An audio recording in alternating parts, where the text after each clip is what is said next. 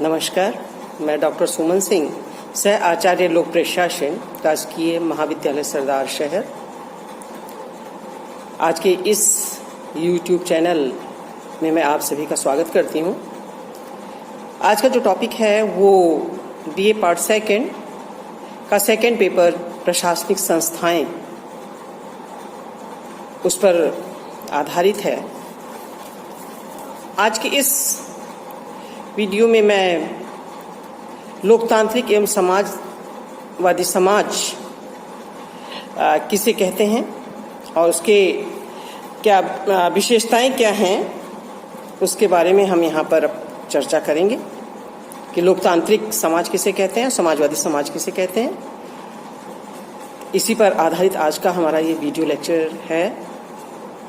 पहले हम लोकतांत्रिक समाज के बारे में डिस्कस करेंगे।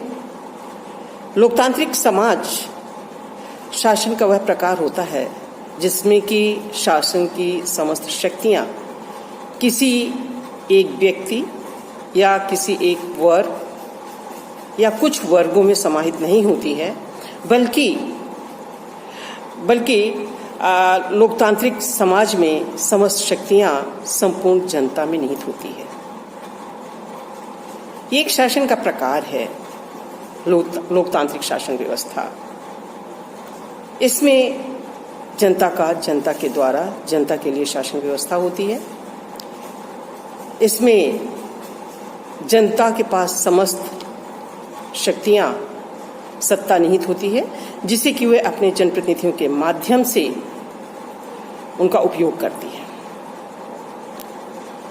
और इसमें जनता के पास चूंकि समस्त शक्तियां होती हैं, इसलिए अपने प्रतिनिधियों को वो अधिकार सौंपती है, सत्ता सौंपती है, जिससे कि जनता की तरफ से जनता के लिए अर्थात जनता के लिए विभिन्न प्रकार की कल्याणकारी सुविधाएं उपलब्ध करवाने हेतु कार्य करती है। तो इसलिए कहा जाता है कि जो लोकतांत्रिक शासन व्यवस्था है वो जनता के द्वारा और जनता के लिए शासन व्यवस्था है। इसकी क्या विशेषताएं हैं लोकतांत्रिक शासन व्यवस्था की, वो उसमें सबसे पहले हम इसको कुछ बिंदुओं के माध्यम से स्पष्ट करने का प्रयास करेंगे। इसमें पहला बिंदु हम ले सकते हैं कि निर्णय का खुला आधार। कि लोकतांत्रिक शासन व्यवस्था में जो भी निर्णय लिए जाते हैं वो किसी एक व्यक्ति के द्वारा नहीं लिया जाता, बल्कि जनप्रतिनिधियों के द्वारा, विभिन्न विषयों पर मत संग्रह के द्वारा या अप्रत्यक्ष रूप से जनता की राय लेते हुए निर्णय लिए जाते हैं। इसमें निर्णय का आधार जो है वो खुला विचार विमर्श होता है। दूसरी विशेषता हम बता सकते हैं जन सहभागिता। लोकतांत्रिक शासन व्यवस्था में जन सहभागिता पाई जाती है। जनता के सहयोग से ही शासन व्यवस्था को संचालित करने का प्रयास किया जाता है। इसमें किसी एक व्यक्ति के द्वारा शासन संचालित नहीं किया जाता, बल्कि जनप्रतिनिधियों के द्वारा शासन संचालित किया जाता है। इसलिए हम ये कहते हैं, और जनप्रतिनिधि के माध्यम से जनता भाग लेती है, इसलिए कहते हैं कि किसी एक व्यक्ति का शासन नहीं है, बल्कि ये जनता की सहभागिता होती है। इसमें सभी लोग अपना सहभागिता प्रदान करते हैं। तीसरी विशेषता ये बता सकते हैं कि नियतकालीन चुनाव एवं वयस्क मताधिकार। लोकतांत्रिक शासन व्यवस्था में जो जनप्रतिनिधियों का चयन किया जाता है वो निश्चित समयावधि के पश्चात निश्चित समयावधि पर निर्वाचन व्यवस्था को संचालित किया जाता है, जिसमें कि जनता अपने प्रतिनिधियों का चयन करती है और उन प्रतिनिधियों के माध्यम से शासन एवं प्रशासन को संचालित करती है। और ऐसे समाज में जो 18 वर्ष से अधिक आयु के नागरिक होते हैं उनको वयस्क मताधिकार प्रदान किया जाता है, जो कि अपने प्रतिनिधियों का चयन करते हैं। तीसरा जो बिंदु हम ले सकते हैं कि निर्वाचित एवं निर्वाचन की पूर्ण स्वतंत्रता, अर्थात इसमें कोई भी भारतीय नागरिक निर्वाचन में किसी पद का प्रत्याशी हो सकता है जो कि उस पद की आवश्यक अनिवार्यताओं को पूरा करते हैं। तो अगर उसके पास अनिवार्यताएं हैं, योग्यताएं हैं, तो वो उसके आधार पर अपने प्रत्याशी के रूप में निर्वाचन में खड़ा हो सकता है तथा निर्वाचित होने की भी उसको स्वतंत्रता होती है। अगर जनता उनका निर्वाचन करना चाहे तो कर सकती है। ये भी एक लोकतांत्रिक शासन व्यवस्था की विशेषता होती है। नेक्स्ट जो बिंदु है हम ले सकते हैं कि प्रतिनिधित्व की अधिकतम समरूपता, अर्थात समाज में उच्च वर्ग, निम्न वर्ग और जाति आधारित सभी को समानता के आधार पर प्रतिनिधित्व प्रदान करने का प्रयास किया जाता है। और इसकी एक और महत्वपूर्ण विशेषता बता सकते हैं, जन उत्तरदायित्व। लोकतांत्रिक शासन व्यवस्था में जो प्रतिनिधि चुने जाते हैं वो जनता के प्रति जवाबदेह होते हैं, क्योंकि जनता उनका निर्वाचन करती है तो अपने कुछ लक्ष्यों को प्राप्त करने के लिए, अपने उद्देश्यों को प्राप्त करने के लिए ही उनका चयन करती है। जनता को ये उम्मीद होती है कि जब वो निर्वाचित होंगे तो उनके लिए विभिन्न प्रकार की सुविधाएं और पर्यावरण ऐसा उपलब्ध करवाएंगे जिसमें से कि शांति से अपना जीवन व्यतीत करते हुए अपनी योग्यताओं, अपने उद्देश्यों को प्राप्त कर सकें। तो ये तो हम कह सकते हैं कि लोकतांत्रिक समाज की विशेषताएं होती हैं। इसी के पैरेलल जो शब्द जुड़ा हुआ है समाजवादी समाज, कि समाजवादी समाज किसे कहते हैं। तो पिछले लेक्चर्स जो मेरे थे YouTube चैनल पे, उसमें मैंने बताया था कि समाजवादी समाज वो होता है जिसमें कि समाज के सभी व्यक्तियों को अपना संपूर्ण बराबरी का, समानता का अधिकार प्राप्त होता है। उसमें कोई छोटा बड़ा नहीं होता, कोई ऊंच नीच नहीं होता, किसी प्रकार का भेदभाव नहीं होता, बल्कि समाज के सभी व्यक्तियों को समान अधिकार प्रदान किए जाते हैं। इस समाजवादी समाज की, जैसे भी लोकतंत्रात्मक समाज की विशेषताओं के बारे में वर्णन किया, उसी तरह से समाजवादी समाज की क्या विशेषताएं होती हैं उसके बारे में मैं कुछ बिंदुओं के माध्यम से यहाँ पे अपना विचार व्यक्त करूंगी। जैसे सबसे पहला जो बिंदु है वो है कि राज्य का उपयोग समाजवादी व्यवस्था की स्थापना और पूंजीवादी व्यवस्था के अंत के लिए किया जाता है। तो जो समाजवादी जो व्यवस्था है वो ये दिखती है कि समाज में समानता की स्थापना हो, सभी व्यक्ति समान हैं, उनमें किसी भी प्रकार का भेदभाव नहीं किया जाना चाहिए। और जो पूंजीवादी व्यवस्था है, अर्थात जो पूंजीपति हैं उनका जो आधिपत्य है उसको किसी तरह से उसको विभिन्न प्रकार के प्रयासों से सरकार के नियमों और कानूनों के आधार पर उनके पूंजीपतित्व का जो पूंजीपति वर्ग है उसको कम करने का, उनके आधिपत्य को कम करने का प्रयास किया जाता है।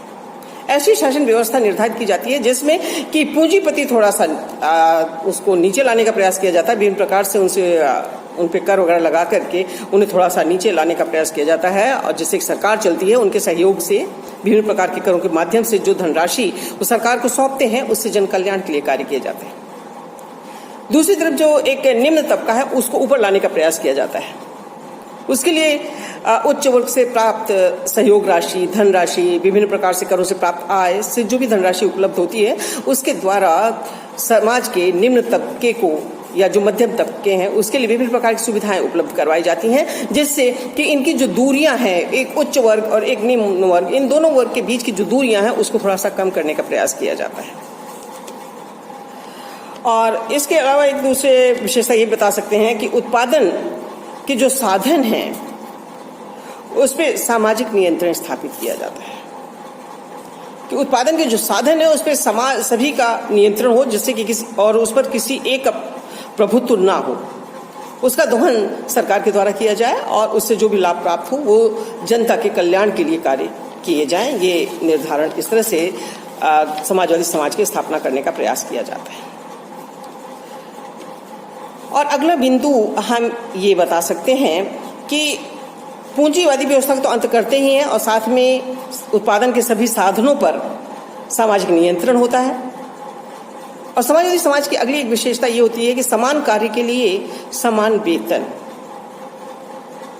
इसका अभिप्राय ये है कि यदि एक समान कार्य करने वाले दो व्यक्ति या कुछ व्यक्ति अगर समान रूप से कार्य कर रहे हैं, उनमें योग्यता दक्षता समान है और समान उत्तरदायित्व का निर्वहन कर रहे हैं, तो उनमें किसी भी प्रकार का भेदभाव नहीं किया जाएगा और उन्हें उचित पारिश्रमिक, समान पारिश्रमिक प्रदान किया जाएगा।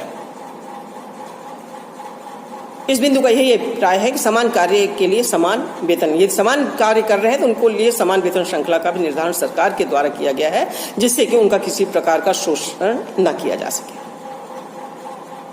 अगला बिंदु आता है कि उद्योगों का राष्ट्रीयकरण। ऐसे उद्योग जिनकी स्थापना सरकार के द्वारा नहीं की गई, निजी क्षेत्र द्वारा की गई है, लेकिन अब वो निजी क्षेत्र उसमें पर्याप्त लाभ न होने के कारण उसे बंद करना चाहता है, तो ऐसी स्थिति में ऐसे उपक्रम जो कि जनता के लिए अपरिहार्य हैं, जनता के लिए आवश्यक हैं, आवश्यक सुविधाएं उपलब्ध करवाने के लिए उसको संचालित किया जाना अनिवार्य है, तो ऐसे उपक्रमों का सरकार के द्वारा राष्ट्रीयकरण किया जाता है। सरकार अपने हाथों में ले लेती है और उसे जनहित में संचालित करती है और ऐसी व्यवस्थाएं करती है जिससे कि वो उपक्रम आगे लाभ प्राप्त करे, जिससे कि उस प्राप्त लाभ की धनराशि से जन कल्याण हेतु विभिन्न प्रकार की योजनाओं और नीतियों को क्रियान्वित किया जा सके। नेक्स्ट जो इसकी हम विशेषता ये बता सकते हैं कि ये ऐसा समाज है जिसमें सभी समान होते हैं, कोई ऊंचा नीचा नहीं, न तो कोई जाति ऊंची नीची, न आय वर्ग के हिसाब से उन पे विभेद किया जाता है। विभेद अवश्य होता है क्योंकि कुछ लोगों में अधिक कुछ ऐसी योग्यताएं होती हैं, दक्षताएं होती हैं जो कि गॉड गिफ्टेड होती हैं, और गॉड गिफ्टेड होने के कारण वो अपने निर्धारित कार्य को करने के साथ साथ कुछ ऐसे भी अपने कार्य करते हैं कि उनको अधिक उनका जीवन स्तर थोड़ा ऊंचा और ज़्यादा उठ जाता है क्योंकि ज़्यादा विकास कर लेते हैं।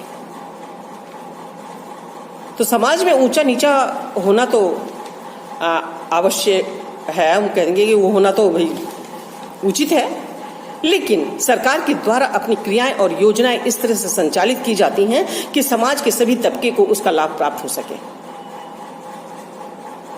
सरकार के लिए किसी वर्ग विशेष के लिए अपनी नीतियां क्रियान्वित नहीं की जाती, बल्कि सरकार के द्वारा समाज के सभी तबके के लिए नीतियां निर्धारित की जाती हैं, कल्याणकारी कार्य संपन्न किए जाते हैं जिससे कि उनका लाभ सभी को प्राप्त हो सके। तो हम देखते हैं कि वर्तमान समय में लोकतांत्रिक समाज एवं समाजवादी समाज के आधार पर शासन व्यवस्थाओं को संचालित किया जा रहा है और जिसके अंतर्गत सभी को समान रूप से सरकारी सुविधाएं प्राप्त होती हैं, सरकारी लाभ प्राप्त होते हैं और इससे ही हमारे राष्ट्र का विकास होता है और राष्ट्र में एक व्यक्ति अपने देश में देशभक्ति की भावना उसमें होती है कि राष्ट्र हमारा है, हमारे लिए कार्य करता है, इसलिए हम भी राष्ट्र के हैं और राष्ट्र का हम पर पूरा अधिकार है और हम राष्ट्र के लिए समर्पित हैं। धन्यवाद।